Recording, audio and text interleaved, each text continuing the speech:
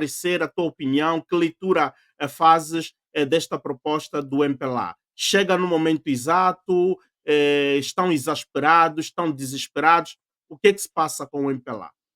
Na perspectiva do MPLA, chega na altura exata, porque o MPLA está interessado em lançar cortinas de fumo que impeçam a sociedade angolana de facto, falarem dos problemas de Angola, sobretudo os problemas do povo angolano.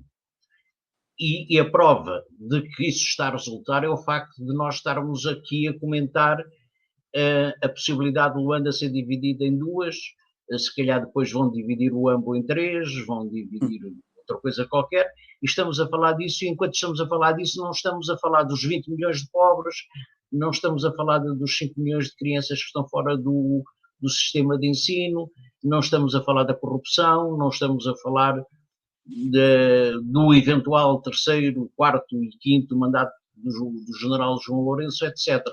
Portanto, isto é uma estratégia, é uma diversão, é um engodo que leva a sociedade a reagir, obviamente, corretamente, a esta realidade, mas que a desvia do fulcro da sociedade, não é?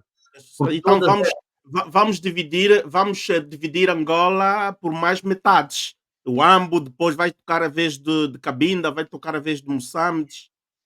Pois, a estratégia quer dizer, isto de concreto, ainda vamos ver se vai ser assim ou não vai ser assim.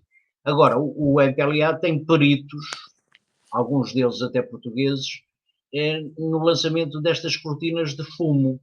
E essa é uma manobra que leva a sociedade atrás e leva, o que sei incorreto também, a UNITA a correr atrás disso para esclarecer que não pode ser assim, temos de ir para as eleições autárquicas o mais rápido possível, temos de ir para isto, mas tudo isto,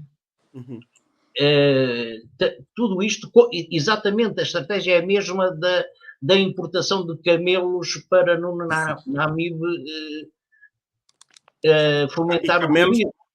Camelos estes que já estão a se adormentar. Vimos aí talvez 2 ou 3 já estão adormentados, talvez por falta de canalização de água ou o que é que se passa aí? Ora bem, exatamente, é esses problemas que nós deveríamos abordar, porque tudo o resto é fogo de artifício, é para enganar. O problema principal, e o Malundo tem-no dito várias vezes, é centrarmos em resolver os problemas do povo. E os problemas do povo não se resolvem com camelos, nem com métodos de superfície, nem nada. Eu sei que falar de camelos é um bocado estar a falar de muita gente que está no MPLA, mas paciência, eu acho que podemos ir por aí, não é?